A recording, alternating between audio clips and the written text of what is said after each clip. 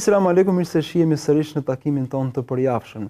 Do të flasim sot për një temë të cilën e kemi titulluar E pranoi Islamin por me kushte.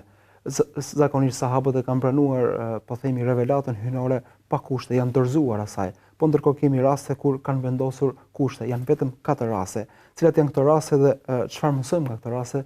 Të gjitha këto do të na shpjegoj hoxha i nderuar Ahmed Kalaja. Selam aleikum, mirë se vini. Aleikum selam wa rahmatullah. Po faktikisht është e veçantë sot se zakonisht ne fokusohemi tek një ngjarje edhe analizojmë, por se sot nga që i mbledh i njëjti emërues, i kemi përmbledhur 4 ngjarje në një emision. Kështu që besoj nuk do të kemi 4 emisione radhazi, me që po bëjmë 4 ngjarje në një emision. Me këtë rast mësojmë dhe 4 ndodhi brenda një emisioni. Një emisioni. Ngjarja e parë ka të bëjë me Amr ibn al-Asin, i cili kur ka ardhur pranoi Islamin, ka qenë bashkë me Khalid ibn Walidin. Vjen Khalid ibn Walid dhe pranon Islamin përpara pejgamberit alayhis salam, i jep besën profetit alayhis salam dhe largohet. Thot Amri, thot kur u afrova unë, ju afrova pejgamberit alayhis salam dhe i thash: "O pejgamberi i Zotit, unë po bëhem musliman dhe po ta jap besën, por ama kam një kusht." Tha profeti alayhis salam: "E cili është kushti yt?" Tha: "Dua që Zoti të më falë çfarë kam bërë përpara Islamit." Buzëqeshi profeti dhe tha: "A nuk e din ti se kur njeriu bëhet musliman, Zoti ja fal të gjitha gjunat që ka bërë më herët." Kemi rastin e dytë, ngjarja e dytë transmetohet nga Abu Umama radhiyallahu anhu, thot: "Një ditë ishim me profetin alayhis salam dhe erdhi një djalosh. Dhe ju drejtua profetit dhe i tha: "O Muhammed, le të më lejohet mua imoraliteti, zinaja." Tha profeti alayhis salam: "A ke motër?" Tha: "Po." "A do të doje ti që dikush të bënte këtë gjë me motrën tënde?" Tha: "Jo, kurr." "Po me nënën tënde?" Tha: "Jo, kurr." "Po me hallën, me tezën?" Dhe filloi të përmendte njerëzit e gjakut. Thoshte ai në çdo rast: "Jo, kurr, jo, kurr." Thoshte profeti alayhis salam pas çdo rasti: "Kështu pra edhe njerëzit nuk duan që dikush t'ua bëj në bijën e tyre, në motrën e tyre, në nënën e tyre, në hallën e tyre, në tezën e tyre." Ai djaloshi u step nga përgjigjja e pejgamberit alayhis salam dhe profeti alayhis salam e goditi në gjoks dhe tha: "O Zot, pastroja zemrën dhe ruaj këtë njeri nga imoraliteti." Thot djaloshi, pastaj u ka treguar shokëve të tij: "Kur shkova tek profeti alayhis salam, dëshira ime më e zjarrt ishte që të bëja sa më shumë imoralitet dhe kur largova prej tij, domethënë ishte gjëja më e urryer për zemrën time." Rastin e tretë e tregon Wahb ibn Munabbih, i cili e ka pyetur Xhabirin radhiyallahu anhu, i ka thënë: "Çfarë kushte që vuri fisi i Thaqif pejgamberit alayhis salam?" Tha ata kur u bën musliman si fis, i thanë profetit alayhis salam: "Ne nuk do të japim zekatin dhe nuk do të përgjigjemi në rast lufte." Tha profeti alayhis salam: "Po pranoj." Dhe e pranoi kushtin e tyre. Më vonë pyetet profeti alayhis salam, i thanë: "O pejgamberi i Zotit, po si ka mundësi që ata e vejnë një kusht të tillë?" Tha profeti alayhis salam: "Ata kur të bëhen musliman, kur ta kuptojnë fen, do të japin edhe zekatin, do të përgjigjen thirrjes." Do e pranojnë të gjithë. Absolutisht. Kemi rastin e katërt, rastin e Nasr ibn Asim, thot dikush erdhi tek profeti alayhis salam për të bërë musliman dhe tha: "Unë kam si kusht 2 namazë në ditë." Dhe e pranoi profeti alayhis salam kushtin e tij. Pra janë 4 ngjarje, domethënë që kanë një emërues për bashkët, kam kusht. Pra më thonë se pra i vënë si kusht profeti alayhis salam. Ka negociuar për kanë negociuar për futjen e tyre në Islam, ndërkohë që ne e dimë shumë mirë që o ju që keni besuar, futuni në Islam tërësisht. A e mohoni një pjesë të librit dhe e refuzoni pjesën tjetër? Pra ne e dimë shumë mirë që feja merret e tëra. Për këtë arsye është interesante ngjarja. Ose janë interesante këto ngjarje. Pikërisht. Pse ka pranuar profeti alayhis salam që të negociojë me fenë e Zotit, duke qenë se vetë fjala e Islam do të thotë nënshtrim, dorëzim. Pra nuk mund negociohet me krijuesin dhe me atë çka i ka shpallur, pasi ashtu siç dhe ju e thatë, nëse mohon diçka për Islamin, nëse nuk pranon diçka për Islamit, atëherë e ke mohuar gjithë Islamin, sepse ke mohuar burimin Pse profeti ne duhet të bëjmë dallimin mes pranimit të Islamit dhe si më thënë përshkallëzimit të zbatimit të Islamit. Këta njerëz nuk kërkuan për profetit që t'ua bënte të lejuar ai në rastin e parë për immoralitetin, asaj në rastin e dytë që t'ia bënte, si më thënë, të lejuar mosfaljen, ata në rastin e tretë që t'ia bënte profetit të lejuar mosdhënien zakatit. Këtu nuk kemi ndryshim ligji. Këtu kemi përshkallëzim në zbatimin e ligjit. Dhe Islami në tërësinë e tij ka ardhur për ta marrë në konsiderat gjendjen e njeriu i cili futet në fe. Për këtë arsye nuk erdhi Islami një libër i plotësuar. Zoti është i plot fuqishëm, ishte i plot fuqishëm dhe është i plot fuqishëm të ardhmen që Kur'anin ta zbriste një herë, njerëzi, dhe njerëzit zbatonin Kur'anin nga aja deri tek zhëja. Jo. Si fillim obligoi diçka, pastaj e shtonte dozën, ndalonte nga diçka, pastaj shtonte dozën, jepte sinjalin se kjo gjë nuk është e mirë, pastaj sillte orientimin që kjo gjë duhet ndaluar për një kohë caktuar, pastaj sillte dozën e plotë që është haram. Pra Islami ka ardhur për të përshkallëzuar dhe për të marrë në konsiderat gjendjet e njerëzve. Për këtë arsye, ne nuk kërkojmë për njerëzve kur bëhen musliman të bëhen musliman 100% në çfarë thotë Islami, sepse edhe ne vetë nuk jemi 100% si thotë Islami në jetën tonë, sjelljen tonë, komunikimin tonë apo në adhurimet tona apo në haramet që mund të bijem ndonjëherë. Kështu që profeti alayhis salam, duke qenë se ishte mëshira e Zotit për mbar njerëzimin, përderisa qëllimi ishte që njerëzit të futen në Islam, nuk është thënë askund në Islam, askund nuk shkruhet që njëri kur bëhet musliman duhet të jetë patjetër zbatues i çdo detaji apo patjetër i larguar nga çdo haram. Kështu që ka hapësirë, pra profeti alayhis salam po na jep neve mësim që nesër pas nesër, nëse na vjen një situatë të tillë ose dikush do të bëhet musliman apo ka gjuna të caktuara dhe u thotë po unë nuk e lej dot etj, ne nuk duhet shkojmë dhe të bëhemi më të devotshëm se profeti, apo të bëjmë më kompetentin se profeti, themi o vëlla, gjë, si është puna, o bëu musliman o hiç. Pra me këtë rast na mëson profeti alayhis salam edhe si të sillemi me njerëzit cilët kanë prirje të caktuara dhe duan të bëhen musliman, kanë një jetë caktuar po duan të bëhen musliman, kanë ngritur një jetë caktuar po duan të bëhen musliman, pra e rëndësishme është kur njeriu bëhet musliman e pranon fen në tërësinë e saj, e pranon të gjitha rregullat dhe ligjet që ka feja, pranon parimet, mësimet, doktrinën, rregullat dhe i pranon në tërësi. Pra pranon paketën ashtu siç është. Pastaj se sa zbatojmë ne nga kjo paketë, kjo pastaj nuk ka perfekt në jetën e kësaj bote dhe është e pamundur që të gjesh një njeri i cili është perfekt 100%, patjetër njëri do të bëjë mëkat apo do të bëjë një gjuna apo do ta shkeli në një moment apo do të neglizhojë diçka.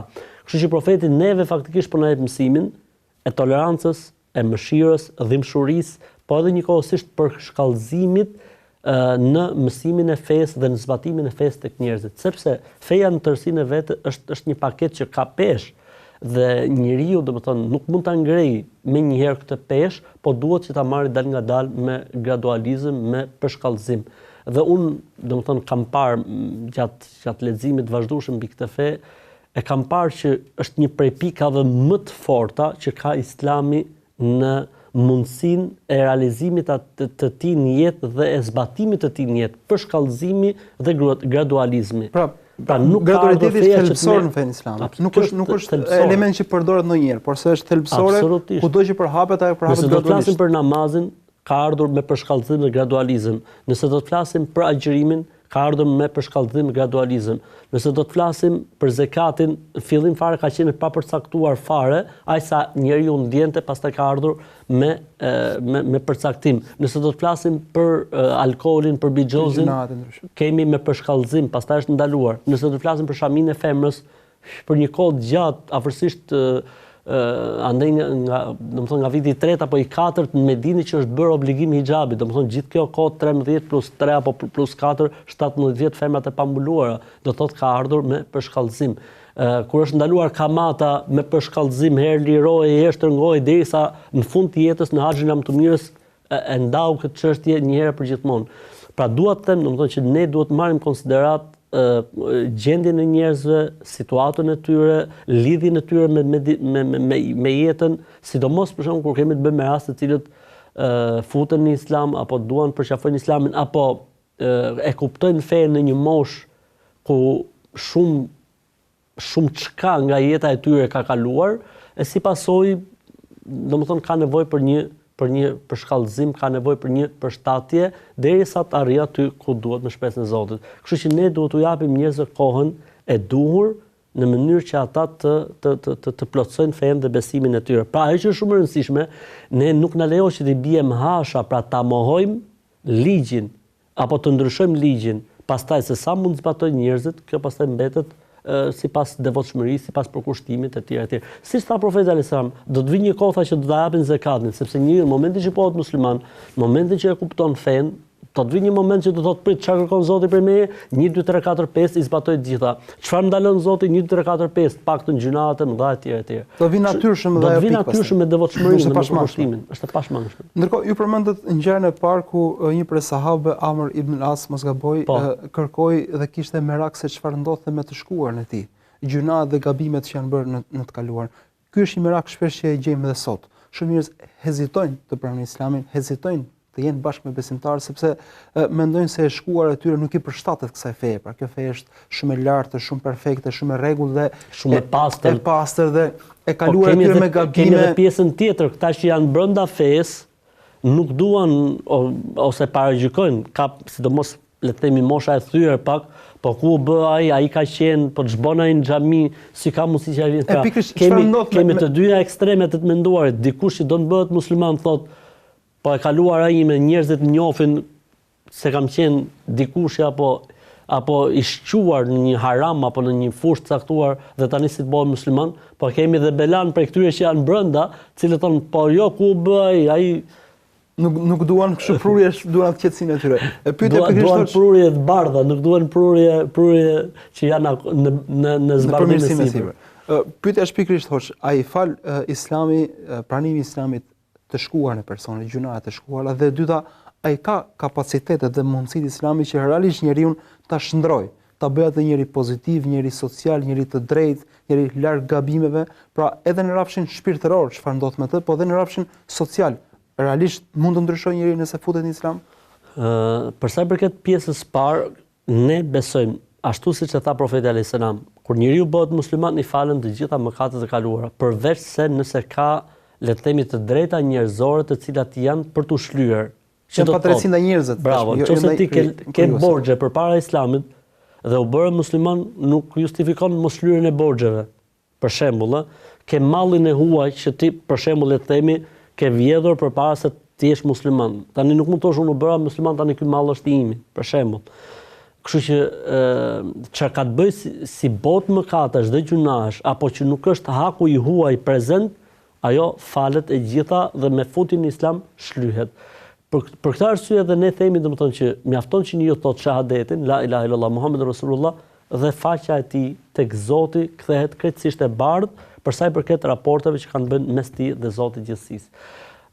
Ndërsa për sa i përket pjesës dytë, a i ka Islami resurset apo kapacitetet që njeriu në momentin që bëhet musliman, pavarësisht se si mund të jetë gjendja e tij apo e kaluara e tij, ta transformojë në një. A keni raste konkrete hoshtë të tilla? Ajo ka ndodhur njerëz që ju kanë treguar të shkuarën e tij dhe tashmë ju i njihni, ndoshta i takoni shpesh. Kemi raporte shumë të mira, madje besimtarë shumë të mirë dhe njerëz shumë devotshëm.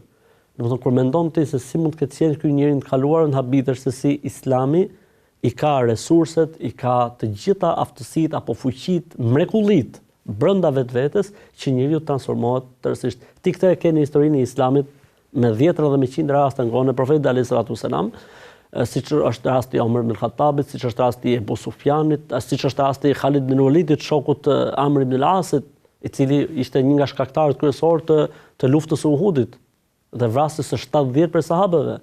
Dhe në fund fare u bë musliman dhe u transformua në një krejt tjetër.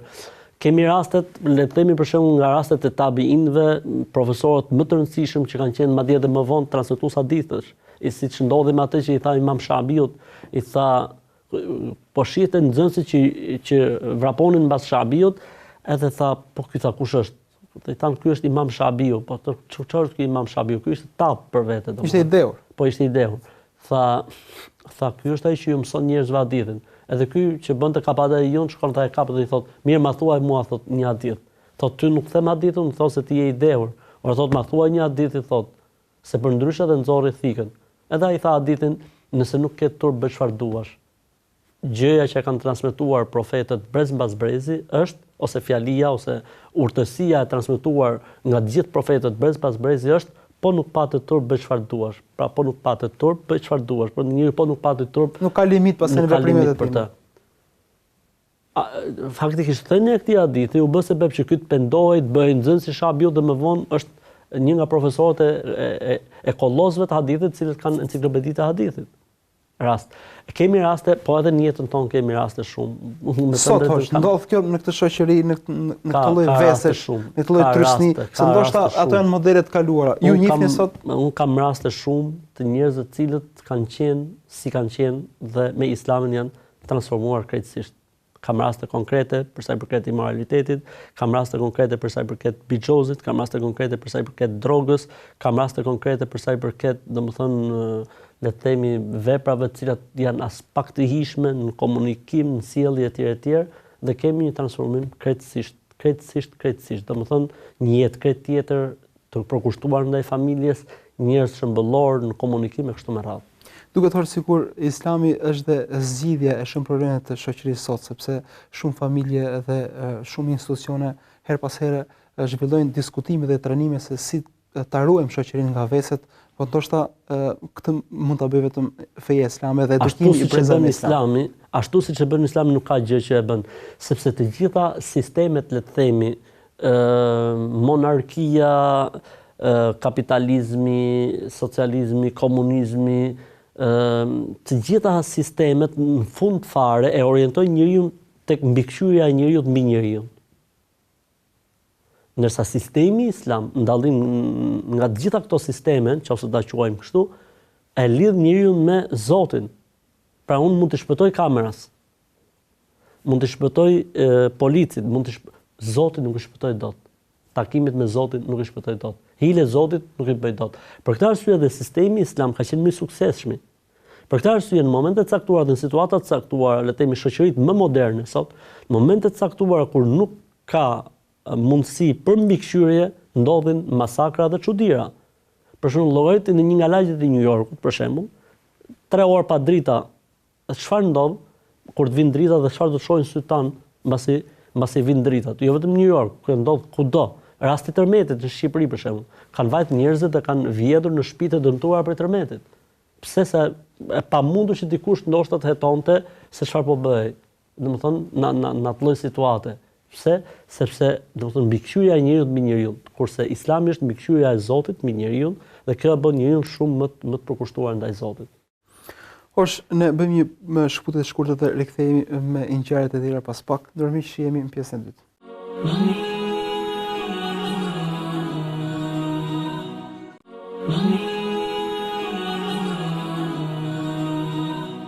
Jemi sërish miq në këtë pjesë të dytë ku po flasim pikërisht për rastet e veçanta ku kanë vendosur kushte për të pranuar Islamin. Dhe një për rasteve që ju përmendët hoxh ishte pikërisht futja në Islam, porse mosfalja e të 5 namazeve. Edhe kjo është diçka në cilën e gjejmë shpesh në aktualitetin tonë. Shumë njerëz pranojnë Islamin, hyjnë, mirëpo jo të gjithë fillojnë falen e 5 namazeve. A është kjo, po themi, në rregull me rregullat e Islamit dhe me atë çka profeti alayhis salam i ka edukuar brezat? Ne nuk gjejmë në mësimet e profetit alayhis salam që thotë mos u fal apo falu 1 apo 2. Mirë po, në momentin që ka ndodhur një situatë si kjo lloj situate, profeti alayhis salam e ka marrë në konsiderat. Që do të thotë edhe ne, domethënë, duhet të pranojmë njerëzit ashtu siç janë. Dikush është me namaz bajrami, shqyrshi na vjen për bajram. Dikush është me xhuma, mashallah, ky është edhe më mirë akoma sepse na vjen javë për javë. Dikush vjen për shembull dhe falet në xhami, dikush falet në shtëpi, dikush falet 2 herë në ditë, dikush falet 5 herë në ditë, dikush falet 3 herë në ditë. Ne, domethënë, duhet të pranojmë mirë. Ne normalisht orientimin e kemi që t'i çojmë njerëzit tek falja e namazit 5 herë në ditë, sepse kështu ka urdhëruar Zoti, kështu ka këshilluar profeti alayhis salam, mirësia e faljes namazit, falja e gjunaheve, falja e mëkateve, afrimi tek Zoti, sa herë që i bjerë në sejdë Zotit, ngrihesh një grad tek ai, pranohen lutjet, pranohen duat, qetësia shpirtërore etj. Mirë po, nuk është kusht që njeriu domethënë ta filloj patjetër. Nuk është kusht që njeriu ta filloj patjetër. Dhe ne në jetën tonë të përditshme kemi pasur raste që i kemi thënë personit, kemi thënë o vlla, pa hajde të paktën për ditë xumaje. Atë ka filluar vit për ditë xumaje. Kemi pas raste që ai e ka kaluar këtë fazë dhe kemi thënë po mirë, të paktën në mëngjes dhe në darkë, kur zgjohesh, s'ke asnjë lloj angazhimi, të paktën fal sabahun. Në darkë para se merren gjumë, paktën fal darkën, yacin. Edhe, domethënë, ka funksionuar shumë mirë. Ka ardhur personet e ka thonë gjon ato dyja i kanë fiksuar mirë. Okej, atëherë akshamin fillova akshamin, sepse është një kohë që s'ka angazhim. Pastaj na mbetet dreka dhe ikindia dhe dal ngadalë edhe dreka dhe ikindia dhe njeriu fillon. Pra kur i bëhet i dashur shumë adhurim fillon dhe shumica e rasteve kanë qenë që janë furtur në islam me namaz ose si më thënë janë rikthyer në islam bashkë me namazin, pra me 5 vaktet. Mirë, po kemi edhe raste të tilla që ne i marrim konsiderat, pra ose më mirë le të themi duhet i marrim konsiderat dhe duhet i pranojmë njerëzit. Dhe nuk është kusht patjetër të shkojmë tek pesa, absolutisht. Namazi i sinqert, namazi i falur me përkushtim do të lejë një lloj shije tek njeriu dhe një lloj boshllliku që ai vetë do të kërkojë edhe tjetrin, edhe tjetrin, edhe tjetrin. Ndërkohë profeti sallallahu alajhi wasallam pranon dhe një negociator tjetër i cili më saktë ishte fis, siç e thotë. Një fis i tërë i cili pranoi të hynte në islam, mirë po nuk do të jetë zakatin. Nuk do jetë zakatin. Pse negocioi profeti sallallahu alajhi wasallam me një shtyllë për shtyllat e islamit, e cila është shumë e rëndësishme, nuk është edhe namazi më herët është shtyllë për shtyllave të islamit. Në këtë rast kemi zakatin. Unë besoj që po t'i vinte dhe dikush. Se dhe sahabët u çuditën mos gaboj. E pyetën pse e bëre kështu, ishte diçka normale. Profeti Zotit si e pranon ti njëri që të vën kush për zakatin dhe profeti çfarë tha? Kur të bëhen musliman, ata do të bëjnë të gjitha. Pra një njeri i cili fillon dhe e ndjen ëmbëlsinë e fesë dhe besimit, e kupton që feja po ndryshon jetën e tij dhe e kupton që sa më shumë të zbatoj prej fesë, aq më shumë përsoset shpirtërisht në pjesën e ndërgjegjes dhe të reflektimit, njeriu do ta shohë fen si atë si shohim ne për shumë jetën e kësaj bote, shumëllojshmërinë e ushqimeve, të shkon mendja për diçka, po sikur ta kesh dhe këtë gjithmonë ushqimi ka një shije tjetër. Pra, pavarësisht se ne jemi ngopur mëngjes, vjen vakti i drekës, prap dëshiron diçka po në formë tjetër. Kështu edhe puna e shpirtit, sa më larmishëm të jetë adhurimi i Zotit, aq më shumë ushqehet ai në forma të tjera dhe aq më shumë ngopet shpirti. Kështu edhe njeriu në islam, domethënë, ndoshta bën diçka në momentin që e shijon, ai do të kuptojë se ka dhe diçka tjetër në islam që po të ushqej shpirtin me të, do të ndihet edhe më mirë. Ka dhe diçka tjetër në islam, kështu që namazi ka shijen e vet, agjërimi ka shijen e vet, zekati ka shijen e vet, haxhit e umra kanë shijen e vet, dhënia e sadakas ka një shije krejt tjetër. Lotimi për para Zotit, mes teje dhe Zotit ka shije tjetër, istighfari ka shije tjetër, dhikrit e përmendja e Zotit ka shije tjetër. Në momentin që ti ftohesh për të bërë një haram dhe ti e dëshiron atë haram dhe të rriqesh prej frikës ndaj Zotit, kjo ka shije tjetër. Pra çdo lloj situate ka atë shijen e vet, tamam si ushqimet e xhenetit, që asnjëra nuk i ngjan në shije njëra tjetrës, pavarësisht se duken të ngjashme në pamje të jashtme. Kështu që edhe puna e adhurimeve kanë një ushqim special dhe një vend veçantë për shpirtin e njeriu, kështu që njeriu asnjëherë nuk ngopet dhe sa më shumë ta kuptoj, aq më shumë do doj të mësoj edhe të reja dhe të zbatoj edhe të reja. Për këtë arsye profeti alayhis salam atyre pranoi kushtin që ata vunë, edhe profeti alayhis salam ishte i bindur se këta njerëz do të vinë një ditë që do t'i përgjigjen edhe kësaj shtylle për shtyllave të islamit, sepse njeriu në natyrën e tij në momentin që bëhet musliman nuk mund të jetojë dot vetëm për veten e tij dhe e kupton se pasuria nuk është qëllim në vetvete, por është një mjet për të fituar kënaqësinë e Zotit. Atëherë, nëse është një mjet për të fituar kënaqësinë e Zotit, çfarë kërkuar Zoti për kësaj pasurisë time? Ka kërkuar Zoti që unë duhet të jap 2.5%. Atëherë po e jap për Zotin tim.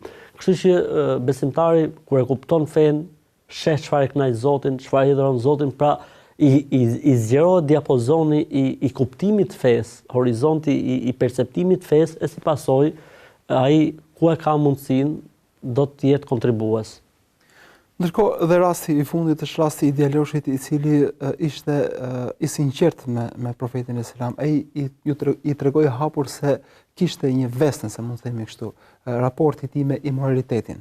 Duket si një shembull në cilën e gjejmë edhe sot shumë prezent, pra shumë të rinj e kanë këtë dilemë, a mund të hyjnë në islam ndërkohë që vazhdimisht shoqërohen po themi me vajza dhe aty pastaj edhe imoraliteti është pjesë e jetës. Ndërkohë profeti alayhis salam për këtë nuk negocioi, nuk e pranoi si kusht. Po ndërkohë djaloshi doli nga i takim duke e urryer imoralitetin. A është Islami një zgjidhje edhe për sot, edhe për shoqërinë në përgjithësi? Është vërtet që profeti alayhis salatu wassalam në rastin e djaloshit faktikisht nuk kemi kushtëzim për Islamin. Ai po të shohësh transmetimin, ai nuk thot dua të bëhem musliman por kam një kusht. Thot Ebu Umama thot erdhi një djalosh tek profeti alayhis salam, që tregon se ishte musliman. Dhe i tha: "Ja Rasulullah, idhni fi zina." O dërguar Allah, të paktën mua ma bëj të lejuar moralitetin. Do të thonë, si jetoj dot pa të. T'ja lejoj profeti moralitetin është gjë tjetër. Të ishte ky njeri që ka lidhje apo ka raporte dhe don të bëhet musliman, kjo është gjë tjetër. Kështu që ne kemi këto rast më ndryshe nga tre rastet e tjera. Kemi një rast që thot një djalosh, pra presupozohet që ishte djalosh musliman, thjesht erdhi tek profeti për të marrë një lehtësim. Dhe profeti dhe askush tjetër nuk mund ta bëjë halal. Pra ne duhet të kemi dallim. Për shembull, na erdhi neve dikush, dhe tha unë, siç më ka ardhur mua njëri i cili kishte vite që fale, tha unë me thënë drejtën, tha unë nuk rrit dot, tha. Edhe tani po më duket vetëm munafik, tha, sepse edhe falem edhe bëj. Unë me thënë drejtën thash, o vëlla, ti fal namazin dhe lutju Zotit që Zoti ta largoj. Për Zotin e Madh, nuk kanë kaluar 6 muaj, thash, ç'kemi, po bësh muhabet, tha për Zotin është gjë më e urryer për mua. Pra kur njeriu është i sinqert, kur njeriu dëshiron të shkëputet prej diçkaje, Zoti ja bën marrë, ja bën mirë dhe namazi shërben. Mirë, po unë nuk mund të thoj atij që ty të lejohet vëlla, vazhdo se e rëndësishme që je duke fal namaz. Sepse nuk lejohen vetë. Sepse nuk lejohet. Pra, ndryshimi i ligjit është problem. Pezullimi i ligjit është problem. Shkelja duke qenë dhe musliman me namaz është e pranueshme. Sepse i bie që mos gjejmë namazlip mëkatar që bën gjuna dhe kjo nuk funksionon dhe nuk ekziston.